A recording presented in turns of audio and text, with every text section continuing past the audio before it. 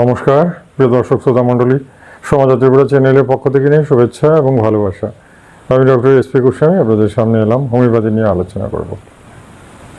দেখুন, আমি আপনাদের শেখাই, আপনারা শিখেন এবং যার যতখানি জ্ঞান ততটুকুই রিসিভ করতে পারেন, এবং সেটা আমি আবির্ভূত হয়ে যাই যে আপনারা এই সাধারণ ভিডিওগুলো দেখে কিন্তু অনেক কিছু শিখে ফেলেছেন। সেটা আমি জানতে পারি আপনারা যখন হোয়াটসঅ্যাপে মেসেজ করে বলেন, স্যার এই ওষুধটা খেয়ে আমার তো 10 বছরের রোগটা কমে গেল। সত্যি আমি কৃতজ্ঞ, আপনাকে দেখার খুব ইচ্ছা। এরকম অনেক পেশেন্টে আমাকে বলেন, রেগুলারলি আমি শুনতে পাই। তো আসলে ব্যাপার হচ্ছে কি, আমি বলি হোমিওপ্যাথি ঔষধ এত বেশি রহস্যময়, এত বেশি মন্ত্রের মতো কার্যকারিতা তার, যেটা ভাবাই যায় না। অ্যালোপ্যাথি চিকিৎসকরা এটাকে খুব একটা গুরুত্বই দেন না, অথচ এই গুরুত্ব না দেওয়া জিনিসটি এত সুন্দরভাবে নীরবে সে এমন উপকার করে ফেলে যে মানুষ তখন ওই হোমিওপ্যাথিকেই ভোট দেন, জোর করে আর অ্যালোপ্যাথি জিততে পারে না। এরকম প্রচুর কেস আছে। লুকিয়ে লুকিয়ে অ্যালোপ্যাথির ডাক্তাররা হোমিওপ্যাথি খান, এটাও দেখা গেছে। এখন কথা হচ্ছে, এটা তো পৃথিবী জানেন, পৃথিবী এমন একটা জায়গা, কে কাকে দাবিয়ে রাখতে পারে, চলতে পারে, সেটাই হচ্ছে বড় ব্যাপার। তো সেখানে সব বিভাগই কম্পিটিশন করে যাচ্ছে, আয়ুর্বেদও করে যাচ্ছে, হোমিওপ্যাথি করে যাচ্ছে, আর অ্যালোপ্যাথি তো আর বলে লাভ নেই, সারা বিশ্ব জুড়ে তার দাপট। তো সেক্ষেত্রে হোমিওপ্যাথি কিছুদিন আগেও অবধি মানুষের কি বলবো অবহেলার বস্তু ছিল। অনেকে এটাকে দামও দিতেন না, আর এটার ধারও ধারতেন না। এখন কিছু কিছু অন্যের রেজাল্ট দেখে একটু আগ্রহ নিচ্ছেন, যে দেখি। আর কারা নিচ্ছেন? যখন দেখেন যে অ্যালোপ্যাথি চিকিৎসা করে কোনো রেজাল্ট হয়নি, হবেও না, হ্যাঁ, অ্যালোপ্যাথি ডাক্তাররা বলে দিলেন আর কিছু করার নেই, আপনি এখন কি করবেন আপনি চিন্তা করেন, সারেন্ডার, কিছু করতে পারেন। সেই মুহূর্তে উপায়ান্তর না দেখে মানুষের বাচ্চার ইচ্ছা তখনও থাকে। তখন হোমিও ডাক্তারের শরণাপন্ন হলেন, আর তখনই হোমিও ডাক্তার কিন্তু ম্যাজিক দেখিয়ে দিলেন। হ্যাঁ, হয়তো বা এমন একটা দুটো ওষুধ দিলেন যেটা পুরোপুরি সেই অ্যালোপ্যাথি ডাক্তারের বক্তব্য পুরো ম্লান করে দিল, আর হোমিওটা রোগটাকে বাঁচিয়ে দিল। এরকম প্রচুর উদাহরণ আছে, প্রচুর, কতটা বলবো। তো এরই নাম হচ্ছে হোমিওপ্যাথি, রহস্যময় হোমিওপ্যাথি। কিন্তু আজও আমি বলবো যে তার যথাযোগ্য সম্মান এখনো পায়নি। হ্যাঁ, পায়নি। এর কারণ একটাই, যে অন্য বিভাগগুলো দাপট খাটিয়ে বেড়াচ্ছে আর রিউমার ছড়াচ্ছে, ধর এসব কিছু কাজ হয় না। এটার প্রথম কথাই হচ্ছে, দেখুন, প্রথম কথাই হচ্ছে যে যখনই আমরা কোনো কিছু নেট বলুন বা কারোর কোনো সমালোচনা যখন হোমিওপ্যাথি নিয়ে হয়, তখন হোমিওপ্যাথিকে একেবারেই জলের মতো বলা হয়। এমনকি বলা হয় যে এটার খুব একটা বিশেষ পরীক্ষা নিরীক্ষার পরে দেখা গেছে খুব একটা এটার কার্যকারিতা নেই। তাহলে এটা যদি হয়ে থাকে, তাহলে সরকার বড় বড় কলেজ, বড় বড় ইনস্টিটিউশন কেন করলেন? আর এটাই যদি হয়ে থাকে, তাহলে ডাক্তারদের কেন রিক্রুটমেন্ট দিলেন হসপিটালগুলোতে? প্রশ্নের উত্তরটা আপনি খুঁজে দেখুন। যদি কিছুই না হয়, তাহলে কেন দিয়েছেন? কথা হচ্ছে এটাই। আর এই জন্যই আমি বলবো যে এগুলো গুজব ছাড়া কিছু নয়। হোমিওপ্যাথি নিজের আয়ত্তে অনেক কিছুই সাধন করতে পেরেছেন। এই যেমন আমি, দেখুন, আমি এখানে বসে আছি, আমি অনেক অসাধ্য সাধন করেছি। আজকে সারা বিশ্বজুড়ে আমার নাম। কেন? মানুষকে ভালো করতে পেরেছি বলেই তো আমার নাম। লোকে তো আর এমনি এমনি নাম জোশ গাইবে না, এমনি এমনি নাম জোশ। প্রত্যেক দিন আমার সাবস্ক্রাইবারের সংখ্যা বাড়ে, সকলেই ভালোবাসেন। কারণ কি? এমনিতে কেউ কাউকে ভালোবাসে না, ফলাফল পেয়ে ভালোবাসেন, উপকৃত হয়েছেন বলেই ভালোবাসেন। আসুন, আজকে এরকম একটি চ্যালেঞ্জিং একটা রোগ নিয়ে আলোচনা করব, যেটা অ্যালোপ্যাথি খুব দাপট খাটিয়ে বেড়ায় এবং প্রচুর টাকা রোজগার করে এই সমস্ত রোগীদের কাছ থেকে। সেই ব্যাপারটা নিয়েই আজকে আমি আলোচনা করব এবং তার রেমেডিও আমি বলে দেব। এবং আরও বলছি যে আমি কিন্তু এখানে চ্যালেঞ্জ করে করে অনেকগুলো রোগীকে সুস্থ রাখতে পেরেছি, এটাও বলবো। আসুন তাহলে দেরি না করে আমি আপনাদের জানিয়ে দিই, আজকের আমার আলোচনার বিষয়বস্তু হচ্ছে কিডনি ফেলিওর।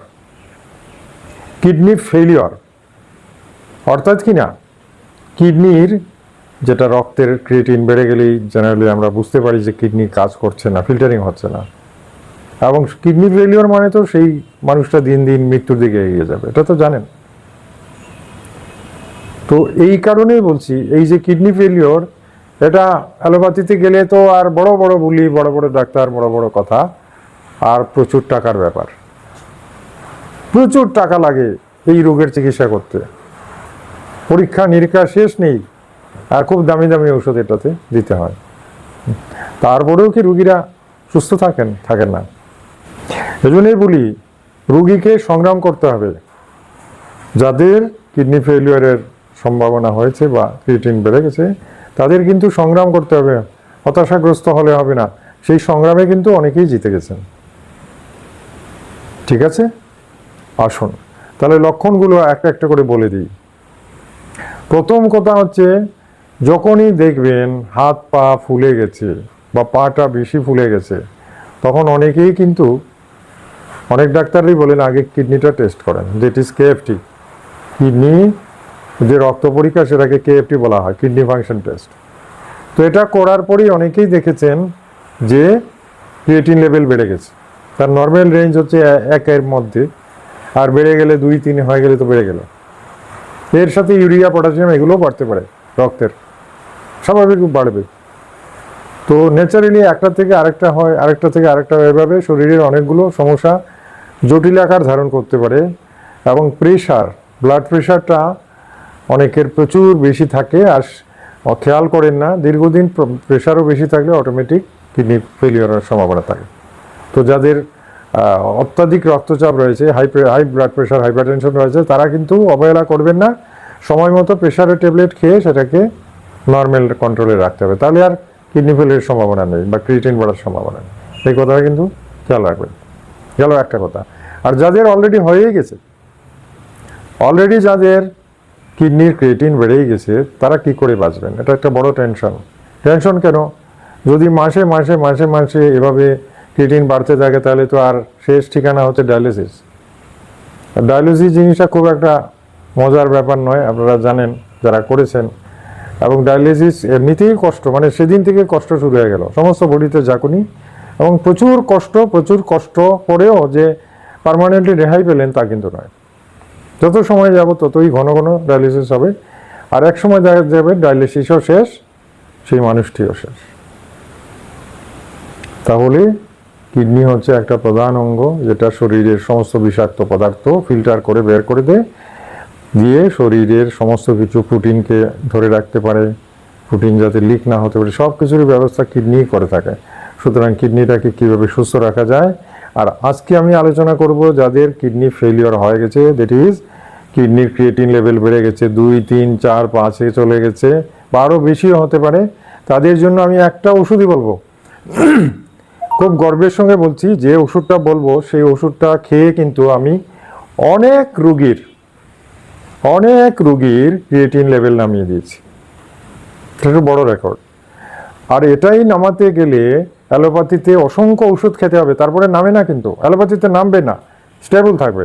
অর্থাৎ কিনা এমন অবস্থায় রেখে দেবে, মনে করুন 4-এ আছে, 5-এ আছে, ওই 5-এই থাকবে, নামবেও না, উপরে উঠবে না, এরকম করা যায়। অ্যালোপ্যাথি কিছু ওষুধ আছে, কিন্তু কিডনির ক্রিয়েটিন লেভেলটা নামাবে সেটার ক্ষমতা নেই। সেটা কিন্তু একমাত্র আজকে যে ওষুধটা বলবো সেটা পারে, প্র্যাকটিক্যাল করেছি, অর্থাৎ দিয়ে দেখেছি কমে গেছে। আর ক্রিয়েটিন লেভেল নেমে যাওয়া মানে আপনার কিডনি ফাংশন দ্রুত হয়ে গেল, শিওর হয়ে গেল, এবং সে আবার চাকনি ফিল্টার করতে পারছে, আর যখনই সে ফিল্টার করতে পারবে বাকি অর্গানগুলো ঠিক হয়ে যাবে। তাহলে দেখুন হোমিওপ্যাথিতে কত বড় বড় রহস্যময় ওষুধ রয়ে গেছে, যেটার কোনো দামই নেই, দিতে চান না কেউ। আজকে আলোচনার এটাই উদ্দেশ্য যে আপনারা জানুন, কারণ যাদের কিডনি অলরেডি এরকম অবস্থায় আছে তারা বেশ দুশ্চিন্তায় আছেন, কোথায় যাবেন, কি করবেন, টাকারও দরকার, মানে হতাশায় দিন গুনছেন, কি করি, কোনো উপায় নেই। তো তাদের জন্য আমি বলবো, যে ওষুধটা আজকে বলবো সেটা ঠিক আছে, কিন্তু একটা কথা মনে রাখবেন, অবশ্যই আমার সাথে কথা বলতে হবে, কারণ কি কিডনি ডিজিজ সহজ ডিজিজ নয়। আজে বাজে ওষুধ বেশি খেতে পারবেন না আপনি, এটাতে ক্ষতিগ্রস্ত হবেন। সুতরাং কিডনি ফেলিওর যদি কারোর হয়ে থাকে এবং কিডনির ক্রিয়েটিন লেভেল প্রচণ্ড বেড়ে যায়, তাহলে অবশ্যই আমার সঙ্গে কথা বলুন। আরও ওষুধ লাগবে 2-4টা, কিন্তু মুখ্য ওষুধটা, মেইন ওষুধটা সম্পর্কে আজকে আমি আলোচনা করব।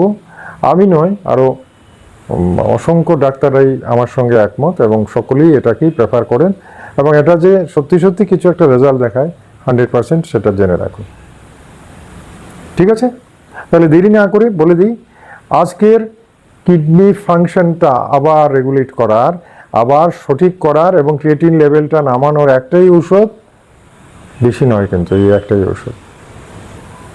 সেই ওষুধটার নাম হচ্ছে আলসিরাম 7X। আলসিরাম 7X।